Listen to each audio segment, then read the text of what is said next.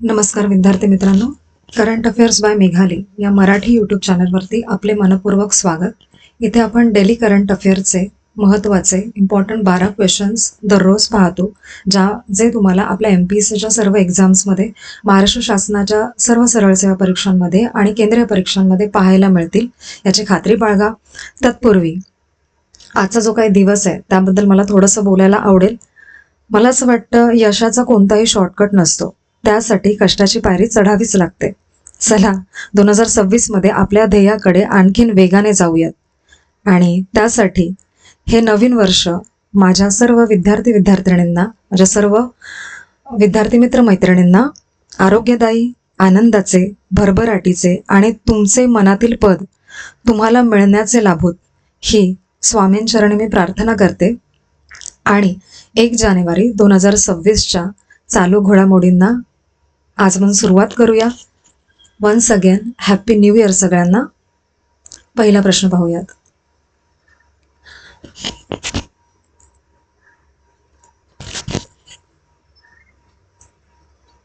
भारतीय सेनेने प्रश्न क्रमांक 1. भारतीय सेनेने भारतातील पहिले 3D फ्लेक्स ॲक्वस अँजिओग्राफी कुठे केली, असा प्रश्न आहे.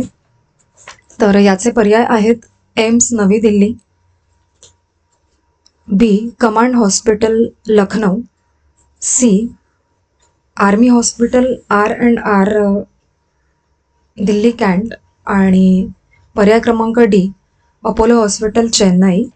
तर याचं जे योग्य उत्तर आहे ते असणार आहे पर्याय क्रमांक C army hospital R&R Delhi cantt असं. त्याचे महत्त्वाचे पॉईंट्स आहेत ते पाहून घ्या. ही अत्याधुनिक ग्लॅकोमा शस्त्रक्रिया army hospital research and referral Delhi cantt येथे पार पडली. 3D फ्लेक्स ॲक्वियस अँजिओग्राफीमुळे डोळ्यातील द्रव निचरा मार्गाचे रिअल टाईम 3D मॅपिंग शक्य होते आणि या तंत्रज्ञानामुळे भारतात ग्लॅकोमामुळे होणारे अपरिवर्तनीय अंधत्व कमी करण्यास मोठी मदत होणार आहे. ठीक आहे. पुढील प्रश्न. MAS म्हणजे मार्केट ॲक्सेस सपोर्ट योजना कोणत्या मोठ्या योजनेचा भाग आहे? तर त्याचे पर्याय आहेत: A make in India, B export promotion mission, C Atmanirbhar Bharat आणि डी PLI स्कीम. तर याचं योग्य उत्तर असणार आहे पर्याय क्रमांक बी एक्सपोर्ट प्रमोशन मिशन. त्याचे महत्त्वाचे पॉईंट्स पाहून घ्या. केंद्र सरकारने 4,531 कोटींच्या तरतुदींसह मार्केट ॲक्सेस सपोर्ट म्हणजे MAS योजना सुरू केली आहे. या योजनेत MSME पहिल्यांदा निर्यात करणारे व प्राधान्य क्षेत्रातील उद्योगांना विशेष प्राधान्य दिलेले आहे. बायर सेलर्स मीट्स, आंतरराष्ट्रीय व्यापार मेळावे, रिव्हर्स BSMs व व्यापार शिष्टमंडळांना आर्थिक सहाय्य दिले जाणार आहे या माध्यमातून. आणि MAS अंतर्गत MAI योजनेची सुमारे 330 कोटींची थकबाकी निकाली काढली जाणार असून हे सर्व प्रक्रिया डिजिटल पोर्टलद्वारे होईल किंवा केली जाणार आहे. पुढील प्रश्न क्रमांक 3. YJ-20 हायपरसोनिक अँटीशिप क्षेपणास्त्र कोणत्या देशाने विकसित केलेले आहे? त्याचे पर्याय आहेत: ए रशिया, बी चीन, सी फ्रान्स आणि डी ऑस्ट्रेलिया. तर याचं योग्य उत्तर आहे पर्याय क्रमांक बी चीन याने. तर त्याचे महत्त्वाचे पॉईंट्स पाहून घ्या. क्षेपणास्त्र टाईप 055 मार्गदर्शित क्षेपणास्त्र विध्वंसक युद्धनौकेतून डागण्यात आले. 3 सप्टेंबर 2025 रोजी चीनच्या विजय दिन परेडमध्ये YJ-20चे प्रथम सार्वजनिक प्रदर्शन झाले.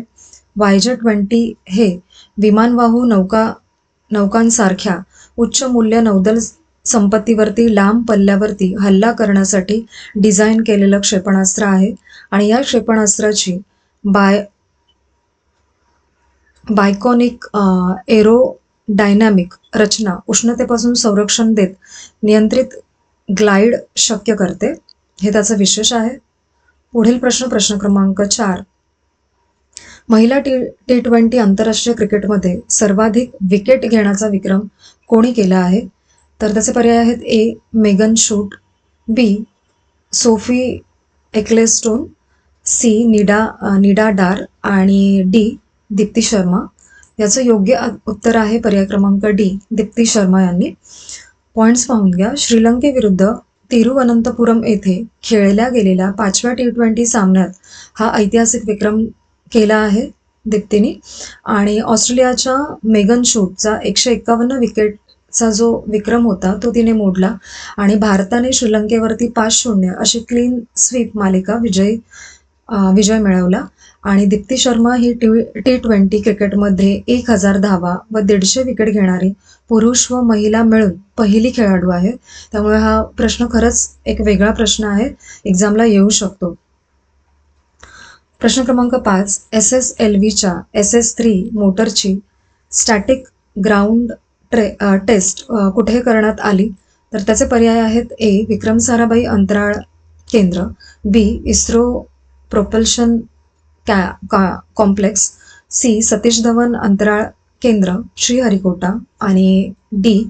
Thumba equatorial rocket launching station. तर याचं योग्य उत्तर आहे पर्याय क्रमांक सी. सतीश धवन अंतराळ केंद्र श्रीहरिकोटा. पॉइंट्स पाहून घ्या. इस्रोने SSLVच्या अपग्रेडेड 3ऱ्या टप्प्याचे म्हणजे SS3चे यशस्वी स्टॅटिक ग्राउंड टेस्ट केली. ही चाचणी 30 डिसेंबर 2025 रोजी सतीश धवन अंतराळ केंद्र श्रीहरिकोटा येथे पार पडली आणि कार्बन एपॉक्सी कॉम्पोझिट मोटर केस वापरल्यामुळे SSLVच्या पोलोड क्षमतेमध्ये सुमारे 90 किलोंची वाढ झालेली आहे आणि SSLVच्या SS3 टप्प्यात उपग्रहाला कमाल 4 किलोमीटर/सेकंद वेग देतो. पुढील प्रश्न क्रमांक 6. गोवर रुग्ण वाढल्यामुळे कोणत्या विमानतळावरती आरोग्य इशारा जारी करण्यात आला? ही बातमी जरा जास्त प्रकाशझोतात होती, लेटेस्टच आहे ही न्यूज. तर त्याचे पर्याय आहेत. ए. लॉस एंजलस आंतरराष्ट्रीय विमानतळ, बी. शिकागो ओहारो विमानतळ, सी. नेवार्क लिबर्टी आंतरराष्ट्रीय विमानतळ आणि डी. बोस्टन लोगन विमानतळ. तर याचे योग्य उत्तर आहे पर्याय क्रमांक सी. नेवार्क लिबर्टी आंतरराष्ट्रीय विमानतळ. तर त्याचे पॉइंट्स पाहून घ्या. गोवर हा जगातील सर्वाधिक संसर्गजन्य विषाणूजन्य आजारांपैकी एक आहे. गोवरचा विषाणू हवेत सुमारे 2 तासांपर्यंत सक्रिय राहू शकतो आणि एका डोसची लस सुमारे 93% तर 2 डोसची लस सुमारे 97% संरक्षण देते, असं त्याचं विशेष आहे. आणि मध्येच मी तुम्हाला एक गोष्ट सांगू इच्छिते आणि विनंती करते की लेक्चर शेवटपर्यंत पहा, नाहीतर कुठल्याही प्रश्नांचा संदर्भ राहत नाही आणि त्याचा तुम्हाला मग कितपत उपयोग होईल हे देखील सांगता येत नाही. त्यामुळे जे काही लेक्चर आहे ते शेवटपर्यंत पाहण्याचा प्रयत्न करा. स्वतःच्या वैयक्तिक नोट्स पहिल्यापासून काढा. आज वर्षाचा पहिला दिवस आहे, तेव्हापासूनच तुमच्या स्वतःच्या एक छान नोट्स तयार होतील. त्यामुळे एक वेगळी बुक करा आणि ती मेंटेन करा डेली. ओके, पुढील प्रश्न पाहूयात. प्रश्न क्रमांक 7. स्टील आयातीवरील सेफगार्ड शुल्क लावण्याची शिफारस कोणत्या संस्थेनं केली? तर त्याचे पर्याय आहेत. ए. वाणिज्य मंत्रालय, बी. वित्त मंत्रालय, C. Director general of trade remedies आणि D. Reserve bank of India. तर याचे योग्य उत्तर आहे पर्याय क्रमांक C. Directorate general of trade remedies. त्याचे महत्त्वाचे पॉइंट्स पाहून घ्या. या शुल्काची रचना पहिल्या वर्षी 12%, दुसऱ्या वर्षी 11.5% आणि तिसऱ्या वर्षी 11% अशी आहे. हा निर्णय directorate general of trade remedies DGTR यांच्या शिफारशीवरती आधारित आहे. चीन, व्हिएतनाम व नेपाळमधून येणाऱ्या स्टील आयातीवरती हे शुल्क लागू होणार आहे आणि या उपायामुळे देशांतर्गत स्टील उत्पादनांना किंमत स्थैर्य व उत्पादन क्षमतेचा वापर वाढविण्यास मदत होणार आहे. ओके, पुढील प्रश्न पाहूयात. प्रश्न क्रमांक 8. स्पायनल मस्क्युलर ॲट्रोफी SMA साठी विस्मा ही एकदाच दिली जाणारी जीन थेरपी सर्वप्रथम कोणत्या देशात देण्यात आलेली आहे? त्याचे पर्याय आहेत. A. Australia, B. Germany, C. संयुक्त अरब अमिरात UAE आणि डी. फ्रान्स. तर याचं योग्य उत्तर आहे पर्याय क्रमांक सी. संयुक्त अरब अमिराती. महत्त्वाचे पॉइंट्स पाहून घ्या. 28 डिसेंबर 2025 रोजी अबुधाबी येथे शेख खलिफा मेडिकल सिटी येथे हे देण्यात आले आणि IT विझमा ही SMN1च्या दोषग्रस्त जीनची जागा घेऊन सर्व्हायव्हल मोटर न्यूरॉन प्रोटीन निर्मिती सक्षम करते. ही थेरपी 2 वर्ष व त्यावरील वयोगटातील रुग्णांसाठी प्रौढांसह मान्यता प्राप्त आहे आणि स्पायनल मस्क्युलर ॲट्रोफी हा दुर्मिळ प्रगतिशील न्यूरोमस्क्युलर आजार आहे ज्यामुळे स्नायू दुर्बलता व जीवघेणा गुंतागुंती उद्भवू शकतात. पुढील प्रश्न पहा. प्रश्न क्रमांक 9. Pinaka long range guided rocket LRGR 120ची पहिली यशस्वी उड्डाण चाचणी कोणत्या संस्थेने केली आहे? त्याचे पर्याय आहेत A. इस्रो, B. संरक्षण संशोधन व विकास संस्था म्हणजे DRDO, C. Bharat dynamics limited आणि D. भारतीय सेना. याचे योग्य उत्तर आहे पर्याय क्रमांक B. संरक्षण संशोधन विकास संस्था DRDO. महत्त्वाचे पॉईंट्स पाहून घ्या. ही चाचणी integrated test range ITR Chandipur Odisha येथे पार पडली. या रॉकेटची कमाल मारक क्षमता सुमारे 120 किलोमीटरची आहे आणि हे रॉकेट ARDE, RCI हैदराबाद व DRDL यांच्या संयुक्त प्रयत्नातून विकसित करण्यात आले आहे. पुढील प्रश्न क्रमांक 10. भारत सरकारने नायमेसुलाइड च्या कोणत्या डोसवरील तोंडी औषधांवरती बंदी घातलेली आहे? त्याचे पर्याय आहेत A. 50 mg पेक्षा जास्त, B. 75 mg पेक्षा जास्त, C. 100 mg पेक्षा जास्त आणि D. 150 mg पेक्षा जास्त. तर याचं योग्य उत्तर आहे पर्याय क्रमांक C.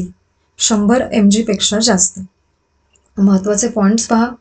नायमेसुलाइड हे यकृतावरती म्हणजे लिव्हरवरती दुष्परिणाम होण्याचा धोका असलेले NSAID औषध आहे आणि 12 वर्षांखालील मुलांसाठी व पशुवैद्यकीय वापरासाठी आधीच याचा प्रतिबंध झालेला आहे किंवा केला गेला आहे आणि ही बंदी ड्रग्स टेक्निकल ॲडव्हायझरी बोर्ड म्हणजे DTAB यांच्या सल्ल्यानुसार लागू करण्यात आलेली आहे.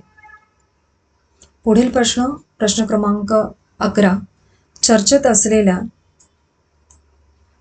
असलेला रोहतासगड किल्ला कोणत्या राज्यात आहे? त्याचे पर्याय आहेत A. Madhya Pradesh, B. Rajasthan, C. Bihar आणि D. गुजरात. तर याचं योग्य उत्तर आहे पर्याय क्रमांक C. बिहार येथे. महत्त्वाचे पॉईंट्स पहा. रोहतासगड किल्ला बिहार राज्यातील रोहतास जिल्ह्यात सोन नदीच्या काठी स्थित आहे. भारत आणि जगातील सर्वात मोठ्या किल्ल्यांपैकी एक असून हा 26 मैलांमध्ये पसरलेला आहे. भारत आणि जग त्याच्यामध्ये तो मोठा आहे त्यामुळे हा विशेष ठरतो. सुमारे 1500 मीटर उंच टेकडीवरती असून त्याला भक्कम संरक्षण भिंत आहे. आणि शेवटचा मुद्दा. सूर्यवंशी राजा हरिश्चंद्र यांनी हा किल्ला बांधला असून त्यांच्या पुत्र रोहिताश्व यांच्या नावावरून किल्ल्याचे नाव ठेवले गेलेले आहे. पुढील प्रश्न क्रमांक 12 आणि आपल्या लेक्चरमधला आजचा शेवटचा प्रश्न. चर्चेत असलेले लोजिओनर्स रोग कोणत्या एजंटमुळे होतो? त्याचे पर्याय आहेत A. विषाणू, B. बुरशी, C. बॅक्टेरिया आणि D. प्रोटोझोआ. तर याचे योग्य उत्तर आहे पर्याय क्रमांक C. बॅक्टेरिया. महत्त्वाचे पॉईंट्स पहा. हा रोग पहिल्यांदा 1976 मध्ये अमेरिकन लिजियन कॉन्क्लेव्हमध्ये प्रादुर्भावामुळे ओळखला गेला. संसर्ग मुख्यत्वे दूषित पाण्याचे थेंब किंवा माती श्वासात घेतल्यामुळे होतो. व्यक्ती ते व्यक्ती संक्रमित होत नाही. वृद्ध लोक, धूम्रपान करणारे आणि रोगप्रतिकारशक्ती कमी असलेले लोक जास्त धोका असलेले गट आहेत म्हणजे त्यांना प्रथम प्रादुर्भाव याचा होऊ शकतो ज्यांची इम्युनिटी कमी आहे. तर आजचे 1 जानेवारी 2026 आपले 12 क्वेश्चन्स पाहून झालेले आहेत आणि माझी शेवटची लेक्चर संपल्यानंतर एक कळकळीची विनंती आहे. चॅनलला सबस्क्राईब करा, जास्तीत जास्त विद्यार्थ्यांपर्यंत शेअर करा, सगळ्यांना याचा उपयोग होऊ देत आणि माझे हे जर प्रयत्न तुम्हाला आवडत असतील तर चॅनलला नक्की लाईक करा आणि तुमच्या काही सूचना असतील तर तुम्ही मला कमेंट्समध्ये सांगू शकता. त्याचा विचार केला जाऊ शकतो आणि तसे बदलही केले जाऊ शकतात. त्यामुळे लेक्चर शेवटपर्यंत पाहिल्याबद्दल थँक्यू सो मच.